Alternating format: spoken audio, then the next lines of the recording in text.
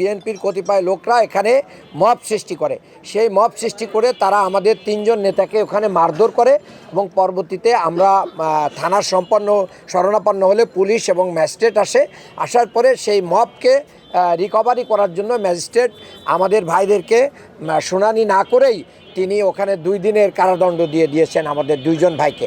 এটা আমি মনে করছি যে ইনি নির্বাচনী পরিবেশ নষ্টের শামিল, কারণ আমাদের জাল ভোট চ্যালেঞ্জের টাকা থাকা কোনো অবৈধ না। আর উনি কারোর কাছে ভোট চেয়েছেন, কাউকে টাকা দিয়েছেন, এরকম কোনো এভিডেন্স তারা দেখাতে পারে নাই।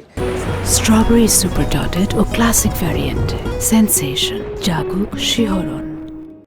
2 নম্বর ইয়েটা হচ্ছে জুবিলি স্কুলে। সেখানে আপনারা জানেন যে আজকেই অনেকগুলো কেন্দ্র থেকে কিন্তু পোলিং এজেন্টদের যে কার্ড এটা সাইন করে দেওয়া হয়েছে।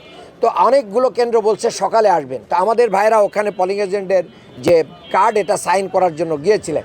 যাওয়ার পরে বিএনপির লোকেরা ওখানেও মব সৃষ্টি করে সেখানে আমাদের ভাইদেরকেও মারধর করে এবং প্রিজাইডিং অফিসারকেও মারধর করেছে। এই অবস্থায় পরবর্তীতে সেখানে পুলিশ এবং সেনাবাহিনী এসে পরিস্থিতি নিয়ন্ত্রণ করে সেটা কুল করেছে।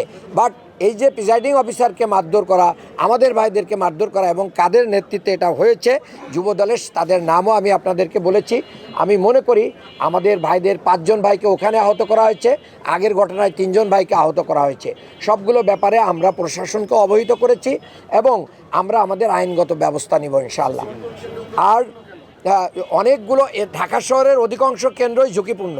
ঢাকা শহরের স্কুলগুলোতে এমনিতেই অভিভাবকরা চায় তাদের কি থাকুক, মানে সিসি ক্যামেরা থাকুক।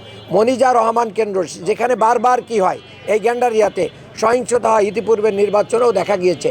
সেখানে ইঞ্জিনিয়ার ইশরাক সাহেবের আপন তার ফুপু এই স্কুলের হেডমাস্টার থাকার কারণে তিনি স্কুলে মানে পরিকল্পিতভাবে এইটা লাগান নাই, যার কারণে আমরা মনে করছি যে এখানে একটা ইলেকশন ইঞ্জিনিয়ারিংয়ের সম্ভাবনা রয়েছে। আমরা প্রশাসন, আপনাদের মাধ্যমে প্রশাসনের দৃষ্টি আকর্ষণ করছি এখানে যেন মানে বিকল্প ব্যবস্থা নিয়ে কেন্দ্রটাকে নিরাপদ করা হয়।